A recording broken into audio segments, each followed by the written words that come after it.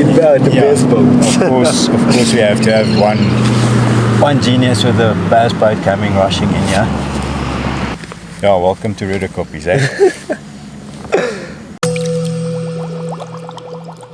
Okay, we coming to the end of another session on Roodekoppies and the campaign to a 50-pounder.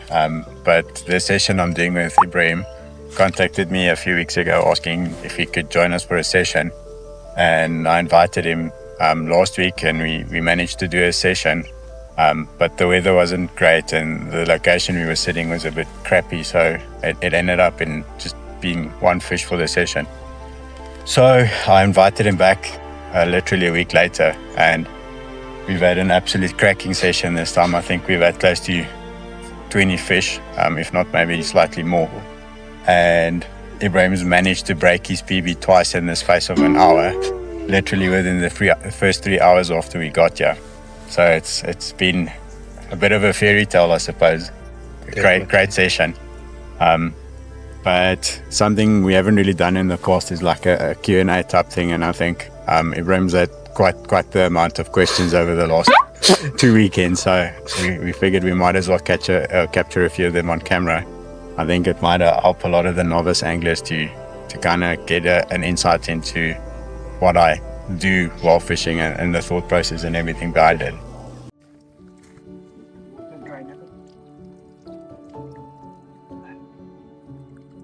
My call is 15. 17 to 17. He's definitely bigger than. Come on. Sorry, I'll Come on. 17-1. What? Jaco, thank you. Thank you, Well brother. First fish, 17-1. Well done, dude. How happy are you right now? Well done, man. Firstly, like mentioned that point that nowadays, especially for beginner angler, we're like so restricted, you know what I mean? And like, yes, we see you catching fish and everything, that's nice, but like more easy to how you do it, how do you come up by there? So yeah, like I think the most important thing in catching fish is the bait process, and a few questions on that there. Yeah, sure thing. What's up? So, one question we get a lot as a beginner angler, like wanting to use because it's cheap, because it's so highly available, maize. What's your opinion on that? Yeah, so people who know me will know my take on maize. I absolutely despise this stuff. It's something I never use in carp fishing. It goes sour, it attracts the cats. It's just not a big carp bait in my opinion. I've never had success on it. I just don't incorporate it into my fishing whatsoever. So many better alternatives. You don't have to bulk feed to catch big fish, so you don't have to bulk it up with maize. Like you saw this weekend, the amount of bait we used, we caught over close to 20 fish, and I don't think we went through 5 kilos of cooked bait. So there's no need for it. I reckon 18.3. I reckon 16. He's bigger than you. Serious? Just left him, and I'll put the thing in the mix. It's fine for look. Still think the other one's bigger. Wow, that's a heavy fish. Really? This is a fish. That's a bass. I really. Is it fine? Is the mark is like a white? Yeah, it is a fine. What was it like?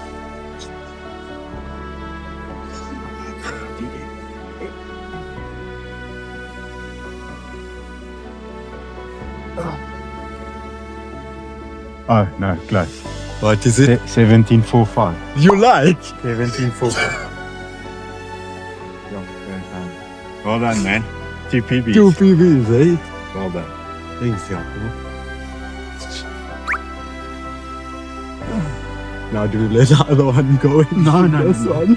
No, that's not easy. So we just get another contact. Let's play. So, obviously, like the result always speaks louder than the actual thing. So, many a times when we are especially entering into angling, the best rig for pop-ups and the most simplest rig to tie is the spinner rig. And like I've lost so many fish on it, and to a point where everyone said I wasn't doing it right or my hook wasn't right. And I believed that until I met Jaco, and yeah, so... Yeah, we go on the controversy, I suppose. Yeah, that's another thing. It's become a very popular rig over the past few years. For a very long time now, the spinner rig seems to be the thing that everyone goes to. The spinner or the Ronnie, as it's commonly known. In my opinion, it's absolute garbage. I don't use it. It's not for me. The mechanics don't entirely make sense to me. There's too many components, and the hook holds are just not good. From your own experience, like you just said, you've lost a number of fish. Years back when it initially came alight and everyone kind of got onto the Ronnie and spinner, I gave it a bash myself, and the results were well below par. So it's not something I use in my fishing at all. I think you can accomplish the same presentation with a low present or trod rig presented low, with all the added benefits and none of the added complications.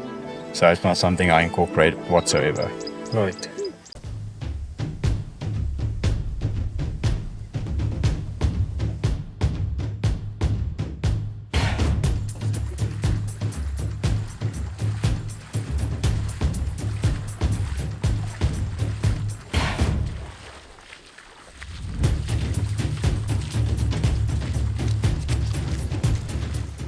For what's the best way, in your opinion, to present that bait in the water? Like, well, that would very much depend on the surface you're fishing on.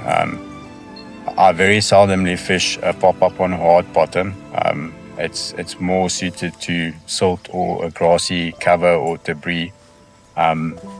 So in that case, I'll always fish the hinge stiff on a Heli setup. Make sure that you get a proper presentation above or on the surface on what you're fishing on.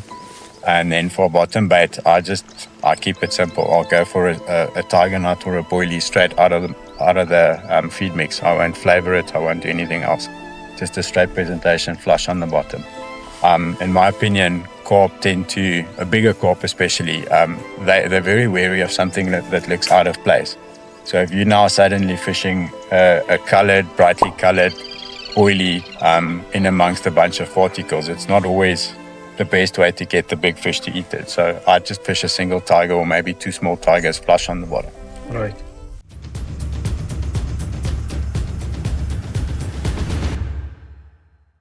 Okay, let's zero this link quickly.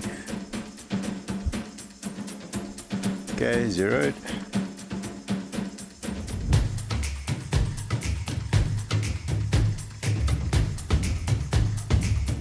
$13.95. And now you mentioned a Heli. Why a Heli over heater clip or something else? Why a Heli?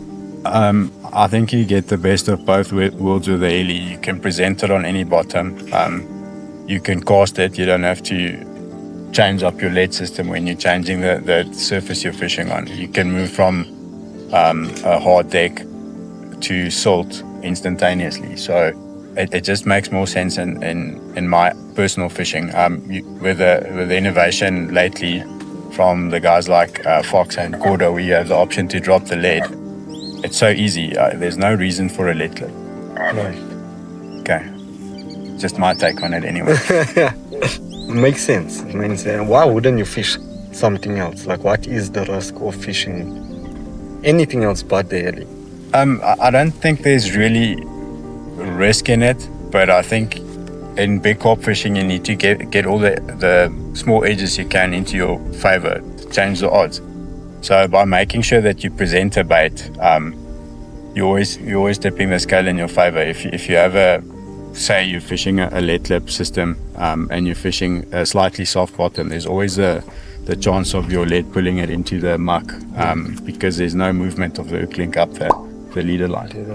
Yeah, so there's always the risk of not presenting the bait, and nothing worse than sitting here for 2-3 days, taking the rig out and realize you weren't actually fishing.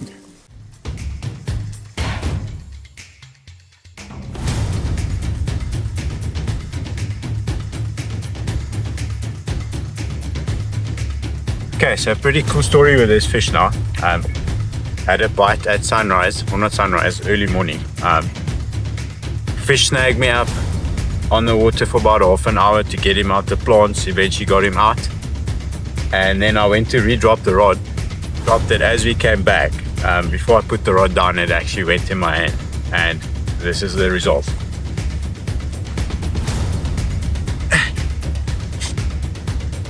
Not a giant by any means, but a low 30, we'll take it. Stunning fish.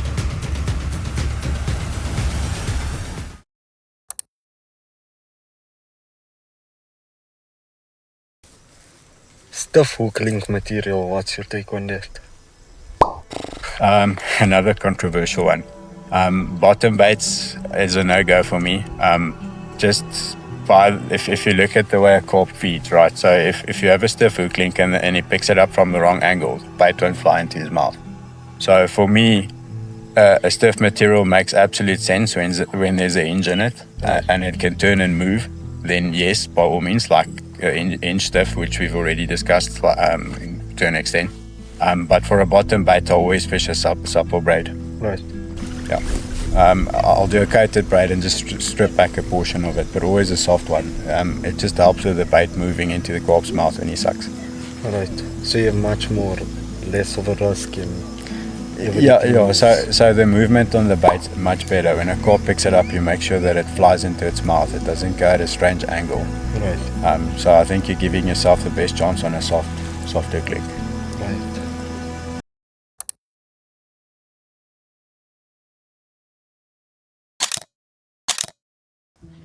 In your favorite depths to fishing, do you have one, or no? Is it where the fish show? What is your approach? It's not an easy one to discuss because there's so many variables. Carp move with the barometric pressure, so it's always worthwhile to have a look at the water, check where they are, look for signs of fish. As a rule of thumb, carp generally feed shallower at night and deeper during the day, so that's normally my starting point, and then I'll move around that based on what the weather does and where the carp are showing.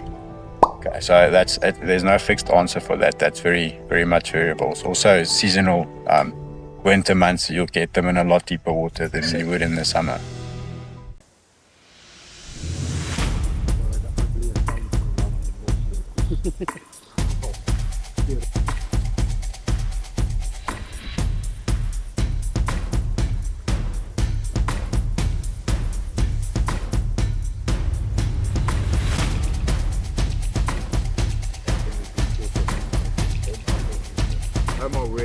What's important in your take? What's the most, if someone is starting up specimen and stuff like that, what should he look into the most? Like, no use you have expensive rods and reels, but there's no fish, you know what I mean? So what is that thing? Where should a person start at?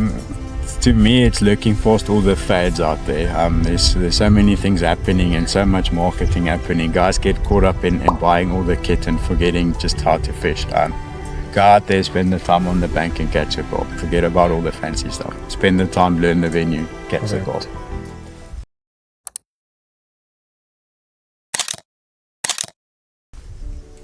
And then you mentioned something earlier that you don't use flavor.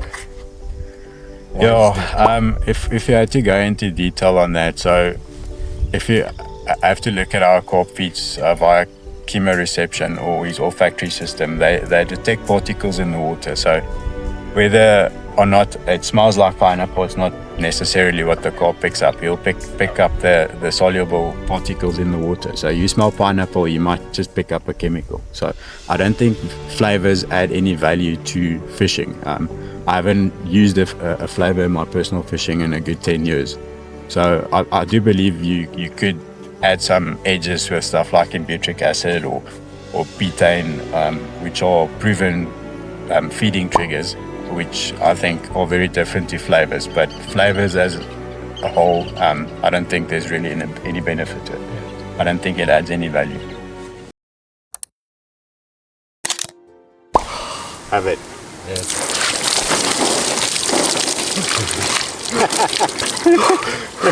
Well done, man. Well done.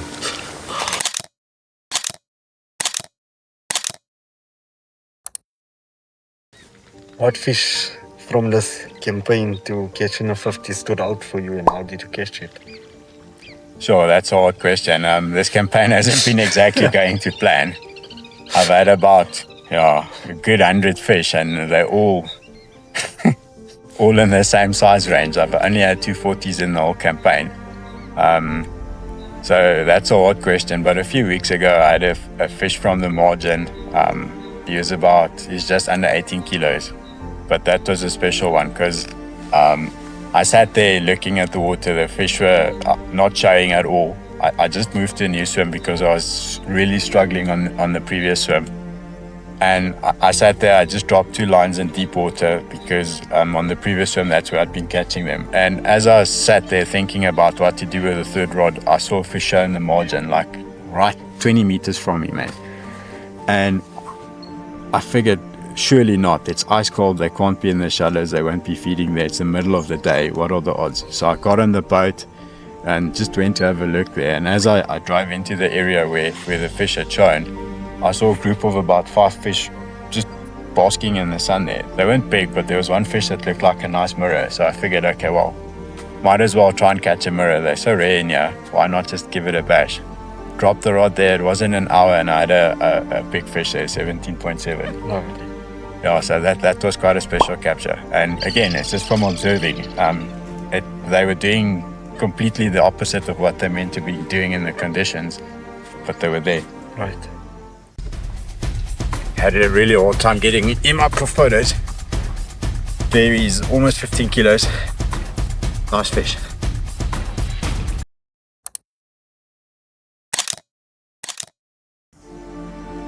Anything else of this venue that stood out for you that you chose it? No, I've actually kind of lost interest in this venue, to be honest with you. It's such hard fishing. Not the fish itself, but the conditions are so tough. I don't think people realize the amount of time and effort that goes into chasing big fish in this venue. Dealing with people, dealing with bass anglers, the weed, the hyacinth, it's just an absolute nightmare. But yes, I don't easily give up, so I keep chasing the fish that I came here to catch. So we'll see how that ends. But yeah, we're not there yet. How come? Okay, my biggest fish so far, 15.2. They seem to be getting slightly bigger with every bite.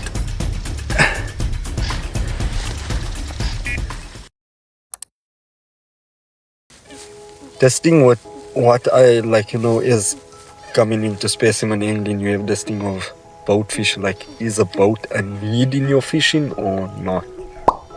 It's venue dependent. For me personally, I prefer casting. I'd always pick casting over boat fishing, but certain venues you just can't get away with casting.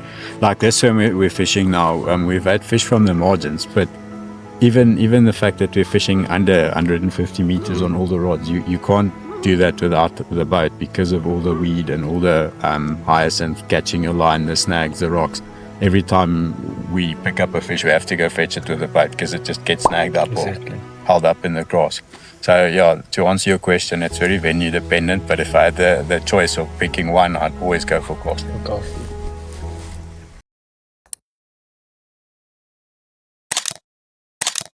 And for casting, what is important pointers that one should keep in mind when building a casting setup?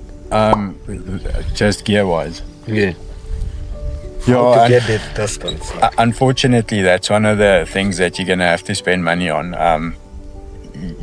If you wanna cast the big distances, you're gonna need the kit for it. I'm not saying spend 20 grand on a reel, but you're gonna need something that can cast. A proper rod with a good recovery and a proper blank, proper guides, well balanced rod. Not heavy reels tend to not do so well because you can't control the recovery very well. So it also becomes a very technical thing. But yeah, that's unfortunately one of the areas that you would have to spend money if you want to do the casting at range. You obviously can't like do like what the conventional guys do, go out with a very thin line, targeting big carp. It's just not safe. Right. So yeah, if you want to do that, I think it's get the best rod and reel combination that you can afford, and you're gonna have to work with that. And then obviously technique plays a part in that too. Practice makes perfect. Right. Nice fish.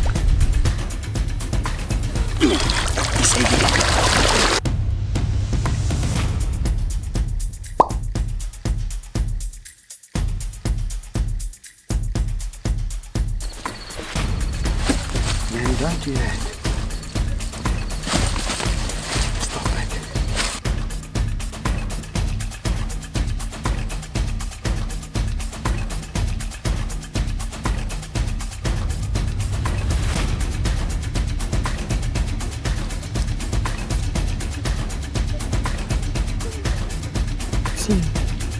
Okay, sling zeroed.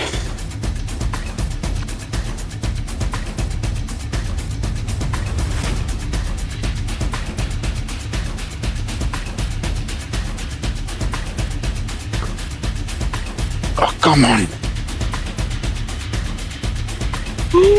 Wow. 18.475. Oh, 18.5.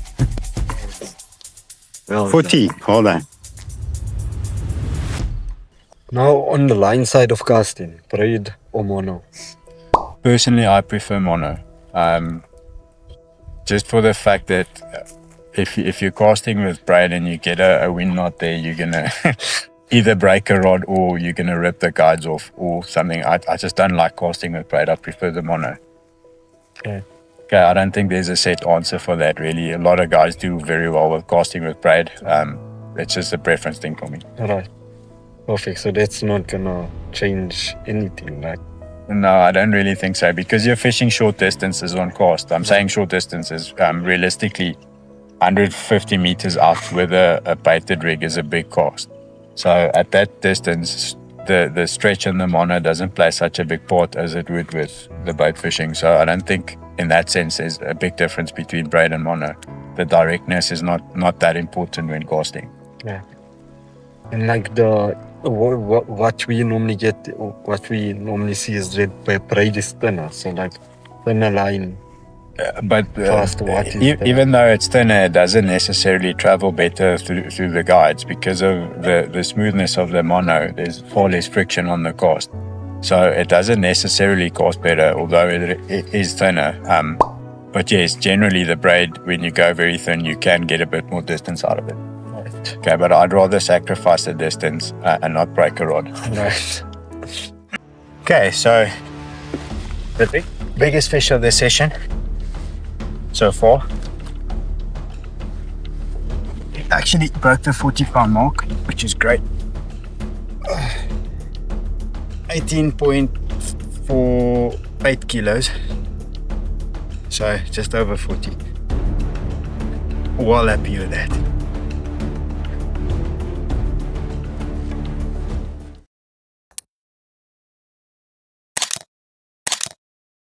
Then another important thing, like nowadays on the market, there's so many for you to choose from. Boilies. What is your take on boilie fishing? Yeah, How do you fish it? it's similar to the maize question. The people who know me will know how finicky I am with bait, specifically boilies. I spent a lot of time early in my fishing career doing lots of research on how carp feed and what they respond to, and specifically rolling a good bait. So a shelf life bait is not something I'd ever use. As soon as you preserve a bait, you take out all the goodness from it, in my opinion. So shelf life baits is something I never really use. If I do use boilies, it's always a freezer bait, and at the moment I'm using a bait from GT that I helped them design. So they're basically running a custom boilie for me. Yeah. So yes, it's a freezer bait. GT Baits currently does a boilie for me. I think they've named it cracking shrimp, but it's a fish meal bait that we kind of pre-digest with pineapple and active yeast. So the bromelain from the pineapple obviously helps the digesting of the protein in the bait, which is a fish meal. and then the active yeast just enables the fermentation process. So I think that's pretty much the way I'd go fishing any venue. Would be a semi pre-digested bait. Freezer bait would never be a shelf life. Right. So now, how do you know which ones to use, or how do you like sort it out? And what like flavor-wise with? That's why I don't buy bait that I don't know the contents of. So, like I said, I'll never buy a shelf life bait. The bait I know that I buy from GT, I know is a bait that I help them design. So I know what goes into the bait. I know how it's made, and I've been using the same bait for years, and I'm not planning on changing anytime soon. Right.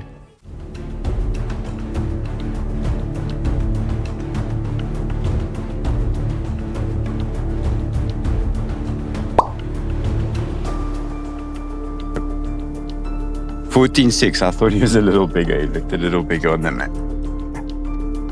And I'm wasting my time weighing him. And what is the damage like in fishing wise into the fish what you're using bait that's not suitable for the fish? So I think what happens in South Africa especially, the guys are not rolling the bait, are not especially knowledgeable on how carp feed and how they digest bait and what they require in terms of amino acids, the essential amino acid profile, for instance. I don't think anyone looks into limiting aminos at all. So at the end of the day, regardless of how good the bait smells, if the carp don't get any nutrition from it, what is the point really of feeding boilies? It's meant to be a nutritional bait, which I think you completely lose when you over flavor and just add stuff to kind of make the bait cheaper, which is generally the trend here. So I don't think a lot of thought goes into the nutrition sort of part of the bait, but rather the attraction, which is not something a boilie is meant to be. It's meant to be a good source of nutrition for the carp. So a shelf life bait, for instance, where you, this is also my opinion, I think there's a lot of differing opinions on it, but as soon as you add a preservative to a bait, you kill off the natural processes. If a carp consumes a lot of preservatives, it kind of kills off the natural gut bacteria of the carp, so that influences his digestion of the bait and his natural food as well. So I don't think it's a very good idea to feed bulk shelf life bait. My take on it, there's lots of differing opinions. Definitely. Not the biggest fish of the session by any means. But what a gorgeous creature that is. Just look at the colors on him. Dark common with a bright underbelly. Absolutely stunning. He's only 15 odd kilos, but I'm very happy with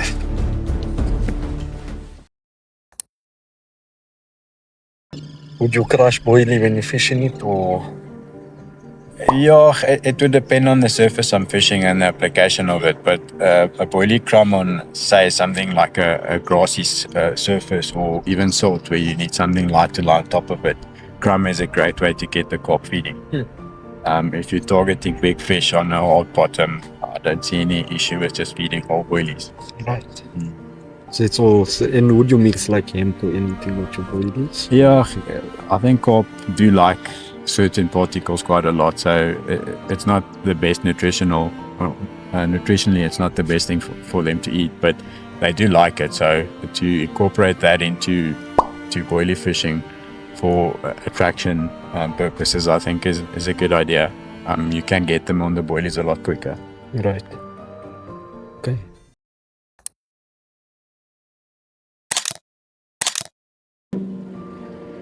And of course, Speak of the bait bag, the bass boat. Of course, we have to have one genius with a bass boat coming rushing in here. It's immense. Yeah, but he's probably gonna pull in here now to try and fish where we're sitting, because that's what they do here. Exactly. Okay, but anyway, yeah, welcome to Roodekoppies, eh? So inconsiderate. That's another thing, like, to respect people's homes. It's your take on it, especially fishing. Yeah, that's something that doesn't exist at this venue, unfortunately. People, I don't know.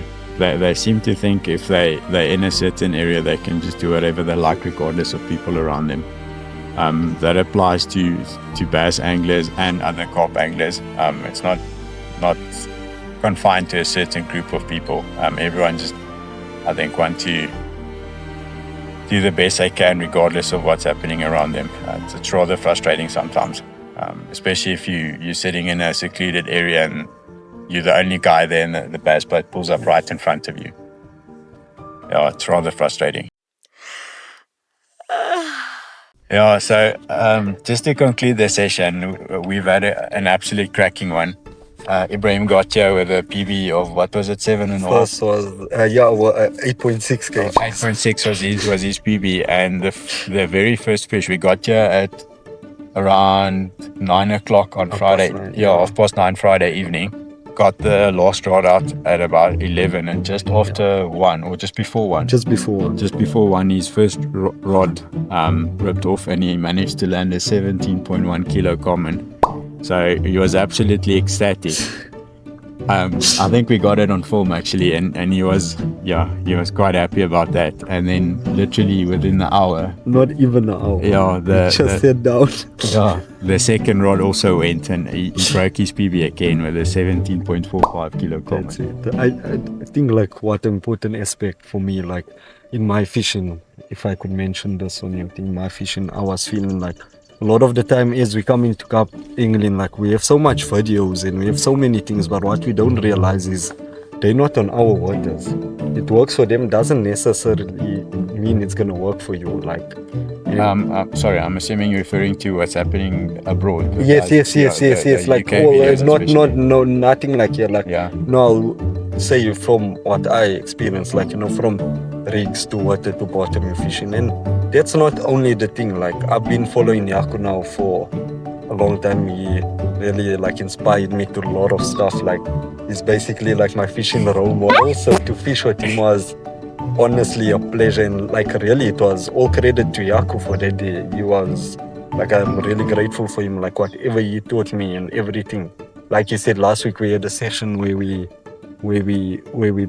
I blanked. He still managed to catch a carp where no one else was catching, and I blanked. But like, I took that as an opportunity to grab Jaco and ask him so many questions on it, because like what we don't realize, mindset is so important in angling. Absolutely. And like, if you can get someone to teach you, is always better. Like, why walk on a road alone, where if someone went on that journey before, he can show you where's all the potholes, how to do stuff. And that was really the amazing part for me, and thank you, Jaco. Surely the result spoke for itself. Yeah, 2 PBs in the space of an hour. So look, at the end of the day, it's all about enjoying the fishing, and I think that's something that we fully took advantage of this session. Definitely. We were busy and it was good fishing. We had a really good session. Jaco hasn't yet sleep. Yeah, I think I've had about 4 hours sleep this whole weekend. I'm dead. Yeah, so I think that's a good note to cap it off. Finish the packing up and get 1 or 2 runs. Yeah, during the pack up, maybe get a last fish and then get going. No, but thank you for everything. Okay, Jaco. cool, man. I hope you enjoyed it. Grateful. I really did. Okay, awesome. I'm sure we'll do another one. Yeah, hopefully we get soon on the bank again. Cool, man.